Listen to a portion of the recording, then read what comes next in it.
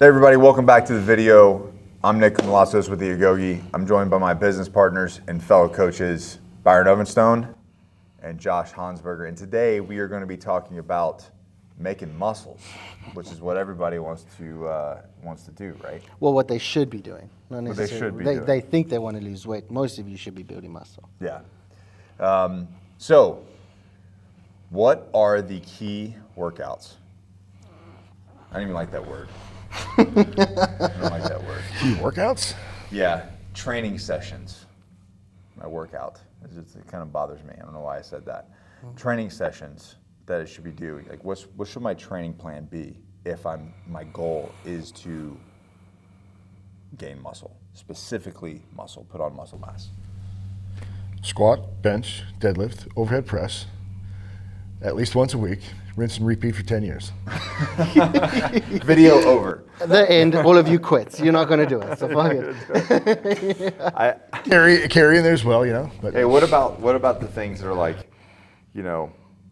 put on 10 pounds of muscle in 30 days with this 30-day workout plan? Marketing. if you're 15, 16, 17, 18, somewhere in there, and you're just consuming your parents' cupboard and working out, sure, that might happen. But it's not going to happen to your average Joe. Yeah. No. Sure as fuck's not happening for me. I tried. I tried too. I've been trying. I tried as a teenager. I did the gallon of milk a day and was lifting weights and everything, and This is why you have a milk intolerance now. nothing. Figured it out. We debunked video number one. Okay, so Josh, you got the four big lifts. If I do that, Compounds. do I do 30 reps? Do I do 10 reps? Do I do 5 reps? What is the secret of building muscle? I mean, I don't think there's really a secret, right? So first we need I to say that as a Yeah. joke because everybody thinks there's some mythical secret of gaining muscle. Go ahead. chomping at the bit. Yeah. I mean, it depends on if you're, initially starting out. If you've been training for a while, there's going to be different barriers of entry or knowns to what you can perform and what you can do to all of those. So step one is to not go excessively fucking hard, meaning don't just throw a shit ton of 45s on and hope and wing and a prayer. Like the high school videos that you see of these kids that are like, I'm gonna put Yeah. 400 pounds on the squat, and to where their entire spinal column is collapsing, right? And they're completely hunched over and you're just waiting for it to snap like a twig. I don't want that for anybody, right? So put yourself under load in one of those, performance exercises. And if you don't know where you sit, slowly put on weight, right, onto the bar, and ensure, right, that what you are doing and when you're performing it, that it's not compromising your physiological performance of the exercise, your structure, right? How you're performing the exercise mechanically. The moment it begins to go ahead and do so, and you're starting to break some sort of proper form, that's too much fucking weight, or you need to stop. You've hit your maximum load, and then figure out how many reps you've done. There's a percentage chart and a scale that you can work mathematically to reverse engineer that, and then you have essentially a perceived known 1, 3, or 5 rep max. My turn. Go. So, for me, the biggest transition I had in terms of my body composition came from leaving my ego at the door. I hired a coach, and he literally said to me, you cut every single weight you do in half, you slow down, time under tension, and you go full range of motion. And then he trained with me for a week. And I thought I'm going full range of motion. Motherfucker, was I. When you go full range of motion and you do time under tension, it is nasty. So that would be the secret if it was for how did I change this physique so aggressively? It was through that. It was mind-body or mind-muscle connection. Yeah. Yeah, that's something I didn't learn until later in life. No, because I was the dude that had squeeze, yeah. If you're gonna do something, you activate that muscle and you squeeze the shit out of it as you're doing the rep. Yeah, because anyone can fucking leg press 1,000 pounds for a quarter rep, where you literally just do this shit here. You're like, oh yeah, I'm fucking strong. But when your knees touch your chest, and now you got to put that thing back up, 1,000 pounds is a lot of weight. That's some soul crushing shit right there. So, I'm getting older, right? mates. I'm 35. Like we're getting old. But like That's cute. Byron. The risk versus reward ratio now has to be in your favor as well. As soon as you just leave your ego at the door and you're like, bro, yes, I can chest press 150 pounds a hand for 8 reps. Cool, but like the risk versus reward ratio is just not in my favor. I pick up the hundreds and I do 12 to 14 reps super slow and like full range of motion. It's a deeper burn, it hurts more, but the growth off the back of it is obscene. That's where I've seen, and it's funny you say that, because as I've gotten older, I've done a lot more tempo work with hypertrophy. Being able to manage, right, time under tension and the load. Yep. So again, lighter weight, but I'm got like one program, one thing that I'm running right now is I have an 8-second eccentric movement. Filthy. That sounds terrible. Filthy. You do a squat and you do the 8 seconds down. Yeah. Bro, stop it. Horrible. You're like 25% of the weight that you're normally running. Tears start coming down the face. And I think that's one of the biggest things that people don't realize is, one, the concept of building muscle is we were taught this years ago, but the kind of 3-phase approach, and I don't pronounce it correctly, but hypertrophy, which is how you actually, what's the real, the real way to pronounce it? Hypertrophy? No. I just roll it all together. That's the one. Foreign. That's when you need like that South African breakdown of the English vernacular, and then American. Yeah. The South African, Australian, New Zealander, he'll come correct you guys. Don't worry about it. But that, so you make new muscle by doing that. What is that? That means time under tension, decent amount of rep load, right? Over a sustained amount of time. Yeah. And then once you've put on that muscle, just because you're making muscle big doesn't mean it's inherently strong. That's true. It's not as inherently dense. Like you can take a bodybuilder who's strong and go put him up against a smaller strongman person or power lifter, they'll get blown out of the water. Smoked. And that's the strength side. So you make new muscle, and then you go to a strength phase where you make that new muscle strong, and then after that, once that muscle is strong in that training phase, then you make that muscle powerful, meaning speed, explosive movements. Putting it in motion and being able to utilize it in motion. Being able to come off the blocks, being able to jump, being able to explode. And then once that cycle is done, what are we doing? Right back Rinse and repeat. Right back to making new muscle, and we run the same cycle again. So for guys that are coming in the Agogi and you look at a guy and he's got some fat, maybe he's sitting around 20%, but he's just severely lacking physical frame. Right. He just looks like a block. Yeah. He's just, and most people think, well, I need to shred this out so I can get down to 12%. Yeah. And the reality is, no, you need to focus on building muscle and let the thermogenics of building more muscle burn the fat. But essentially, so what training plan? I mean, obviously, I know we have training plans, which you can click below and check them out. But shameless plug. Yeah. Buy my shit. But nonetheless, what training plan are you putting them on? Strength-based all day. Turn them into a human weapon.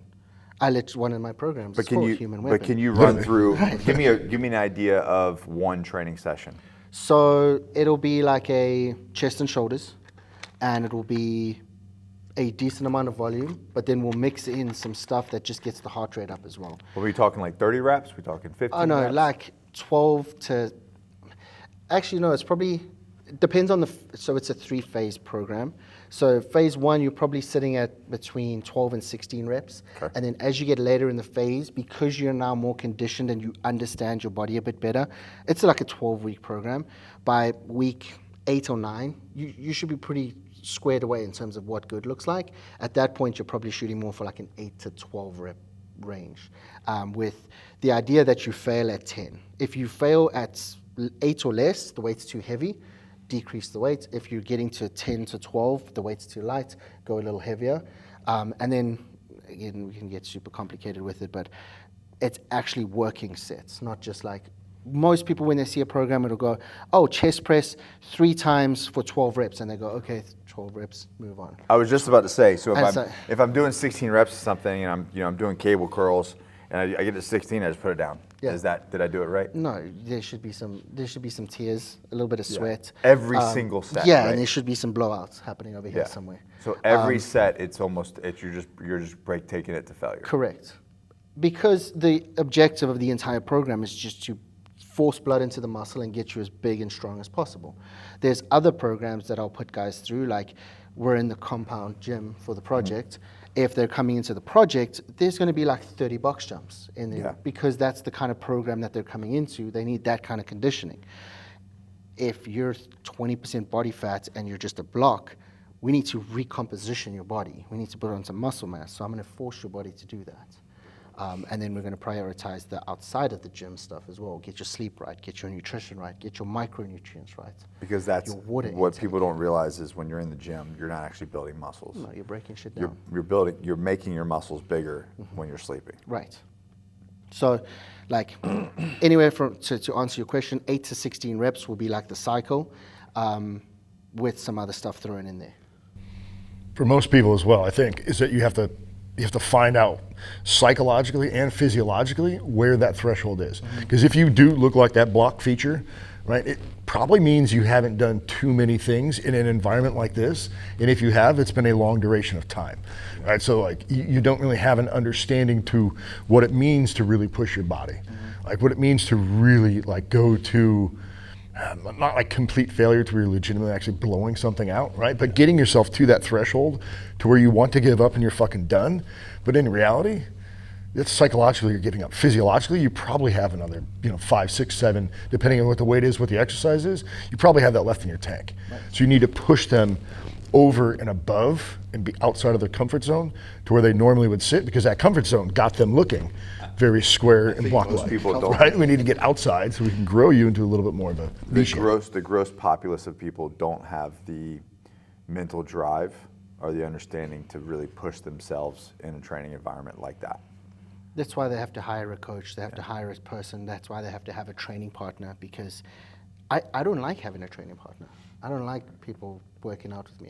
That's me time. Yeah. But also I know how to train myself to where I can push myself to failure and not need you going 3 more reps, 3 Byron, more because reps, you Byron. can see Yeah, that yeah. I'm like tapping out when I shouldn't. Yeah. Like I know when I'm tapping out when I literally feel like the veins in my forehead are going to blow out, and I'm like, that fight where it's like this and you're pushing everything you got and it's still coming back towards you. Like that's where the we're line. getting to. That's where you need to be. Like Yeah, now yeah. we're rolling bars down our chest and horrible stuff, right? Don't do that. I've done that. Yeah, I've dropped it on my Yeah. throat. Oh no, you never Yeah. go backwards. You always go forwards. Like 225 on his throat. That's naughty. That's Well, horrible. that is why Why I don't tell you just go this way? Like you just throw it to your waist and then you just sit up. So there wasn't like a decision-making factor in this. It wasn't a, shall I do this or shall I do that? Oh. I was coming out of fucking shoulder surgery. Makes sense that you by put coming out 225 on a bar. by coming out meaning like I was past my point of like the surgical stuff, obviously, because I was benching, and I was at pretty much like the last set to where I was gonna have someone come in and help me. 220, straight up false grip, which do not false grip for one of these very particular reasons. One, there's a physiological connection thing for the neurological aspect, but 2, I wasn't wrapped. So false gripped it. As soon as I got to full extension, it just fucking rolled right off. Nasty. Straight onto the throat. Nice. Yeah, not good. That was an interesting phone call I got. I couldn't speak, I couldn't talk. I had fucking blood coming out of my throat. Of course. Yeah, dude, it was bad. Did you have clips on as well so it didn't even like break down? Or? No. So the weird thing is that it when it bounced off my throat, I probably power pushed from a laying down bench position like harder and higher than 220. I think is even like humanly possible. It's like the lady who lifts a car, because her Right. child is under there. It was zero reaction. I just went and threw it, and it went off of me. Didn't even touch the rest of my body. Just went flying through the gym. Meaning he could have done more Yeah, reps. he with was it. half-assed. He was half-assed in his training. Yeah. So Nice. Crushing vocal not cords. a good feeling. By the No, way. I will not train with clips for the exact same reason, so that if it does and I have to just get rid, I'm just like, Yeah. we're out of here. My daughter asked me Or that the other train day. it- She's like, Dad, why don't you put the Train clips in a on? cage I'm, and have your safety like, straps. I'm here alone. What a pussy. Yeah, I'm like, you're here. A fucking cage. What? No. I got a bougie cage, man. It's nice. It costs a lot of money. Do you have a vagina too, or? I do have one. It's okay. Well, good for you. It's at the house. You're a very strong vagina. It's at the house. Yeah. But no, dude, I don't know. I have an issue with like the whole, like the safety net. I like a little bit of danger. That's how you were raised.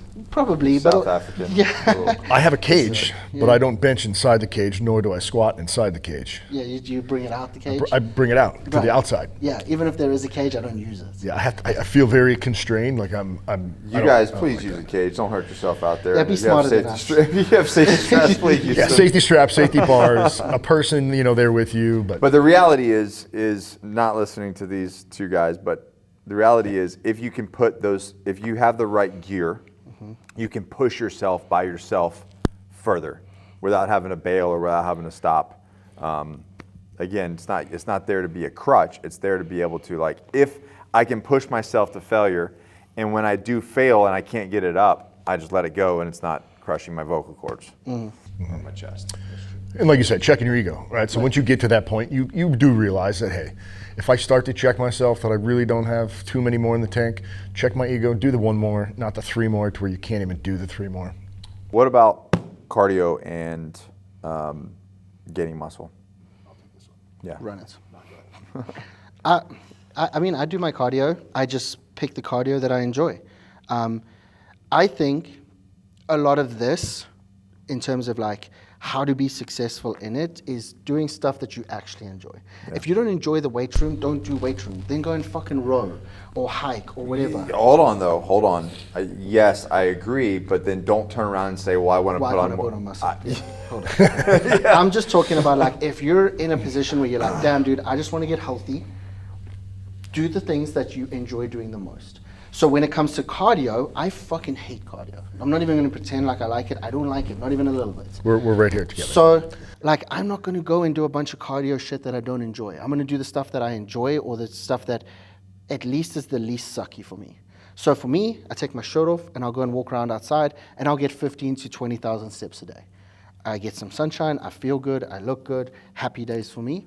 But tell me to go and step on a stair machine for 90 minutes a day, every day for the rest of my life, I will tell you to eat a bag of dicks and fuck right off.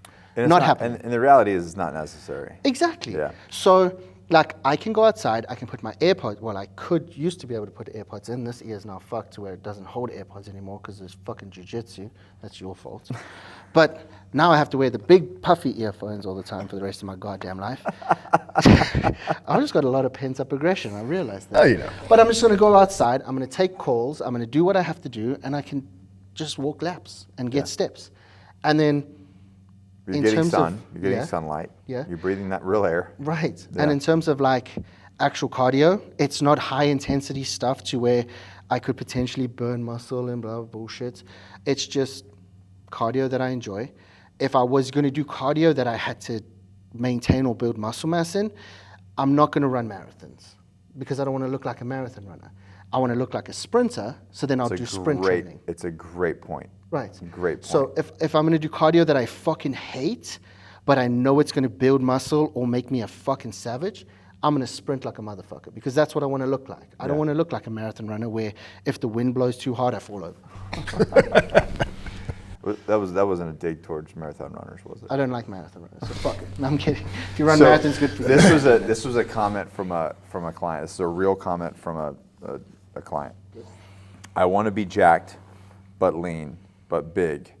Stay vascular, but not bulky yet. Shredded with veins, but absolutely yoked. I would just ask him to send me a picture. Can you please clarify? Yeah. Just shoot me a picture of the goal that you're hunting down because you said you don't want to be big, but you want to be yoked, but you want to be vascular, but you don't want to be Veiny. veiny. Hold on. I'm gonna read it again. Stop. I want to be jacked, but lean, but big. Stay vascular, but not bulky, yet shredded with veins, but absolutely yoked. Again, I think it comes down to clarifying information, right? I'd be like, please send me a picture so I can further understand what it is you're thinking about. Because in their mind, it just might be a terminology issue. They don't really even know what they want themselves. They just, like you said earlier, they just know that they don't like the way that they currently look and feel, and they're trying to put it in some sort of weird descriptive text that's not translating. Just say you want to look like Byron, and then I can make that happen for you, right? But I think my point to that was what you said earlier is your training needs to be aligned with your goals. Right, 100%. And what a lot of times happens is people are they have too many goals. You know what I mean? It's like, well, I want all three things. Well, why don't we just pick one and then train to that specificity? Not everybody's a decathlete. Right. You know? You know what I mean? And if that's the goal down the road, sure. But we still even if you're a decathlete or you're going to be a hybrid athlete, we still have to put muscle on. Right. And then once we have the muscle on, then we can tirate things down and change the training and whatnot. Yeah. But there's so many people that are like, well, I want to be big and jacked, but lean, and which is it, big or jacked or lean? Because if you're going to get big and jacked like that, there's a process of doing that right. takes a little time, and you're not going to be so lean while that's happening, And well, then, I mean, we could start going down the pharmaceutical routes, at which point you could potentially, but now, again, risk versus reward ratio, what are right. we talking about? Yeah. Are you doing it because you want to step on stage, at which point everyone on stage is doing drugs, No, so you better do drugs too. Yeah, otherwise you're not going to win. And that's the reality is like, people don't realize if you look at that, and they're like, well, I don't want to look like a bodybuilder. Well, first of all, like you said before, that doesn't happen by accident. Yeah, you got to try. Oops, I just went to the gym. I did a push-up and fuck, look at these goddamn muscles. Fucking agogi and their black wizardry. Fuckers. Women, I don't want to get bulky. Like, you know what it takes to get bulky? Yeah. A lot. A lot of food. Like a fucking lot. Of food and lifting heavy for a long time. I think at the end of the day, though, building muscle is going to lend you the capability and the ability to be able to do all the stuff that you just mentioned. Like, without muscle, you cannot do any of those, insert whatever it may be. Right. You're not going to be able to perform any of those. Like, you need to have the muscle. You need to build the muscle. Just understand that, everything's in chapters, everything's in cycles. So when if you have 3 goals, that's fine. Prioritize what those 3 goals are, and then put them in 1, 2, and 3, and then right. attack them. So first one, second one, third one, and then train to that. Train and eat towards that specific goal. So one thing that a little mindset shift that I had, which really helped me from a finance perspective, but then I put it into fitness, and it was a game changer too. I had when I was still consulting back in the day, and I told you before we went live on this, the whole incidence of losing nearly $250,000 in a day, yeah. Right? So stupid. Leverage, don't do it. But he said to me, what are you doing? When you invest for perpetuity. Invest for the rest of your life. Don't invest for the quick get successful overnight thing. Yeah. Buy something that you envision holding forever. Well, if you approach your fitness in the same way, if you do the shit today that you could potentially do for the rest of your life, how do you not win? Hey man, if I can eat like this for the rest of my life and I'll eventually look like that, that's a fucking win. So just run that play. Mm-hmm. And then, okay, now we've achieved that. We didn't try and crash diet and do a bunch of stupid shit and really fuck ourselves up. Okay, now that I've got this, now let's go to phase 2. There's a reason most training programs come in 3 phases, 4 phases, 6 phases. It's because you're going to go through those phases of life to make them happen. Run the same fucking play and just do it in everything. Your finance, your fucking fitness, your nutrition.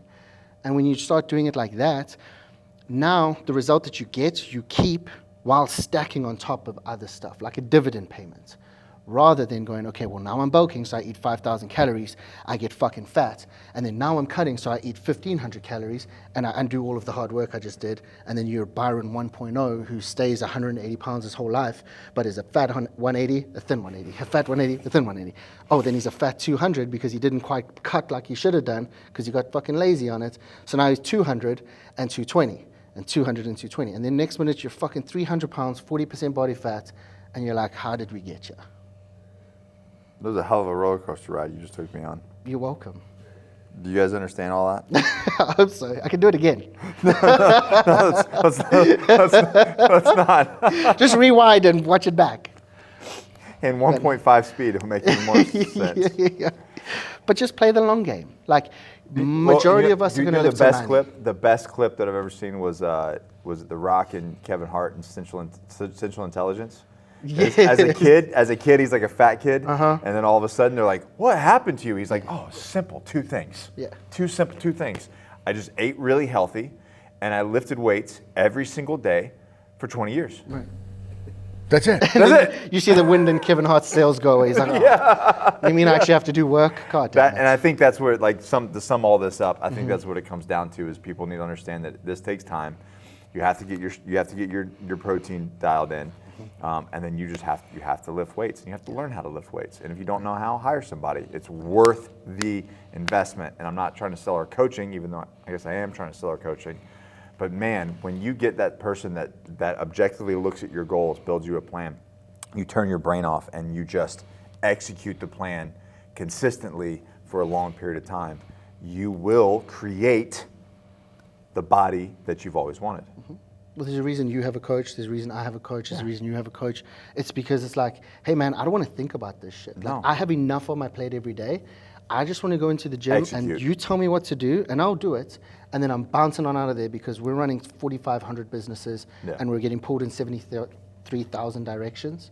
So this is one direction I don't want to be pulled in. I just want to execute Brain and get the off. results. Yeah. Crush it. I laugh at people all the time when they're like, I really don't need a coach. I'm like, okay, so take your top professional athlete. Does that person have a coach?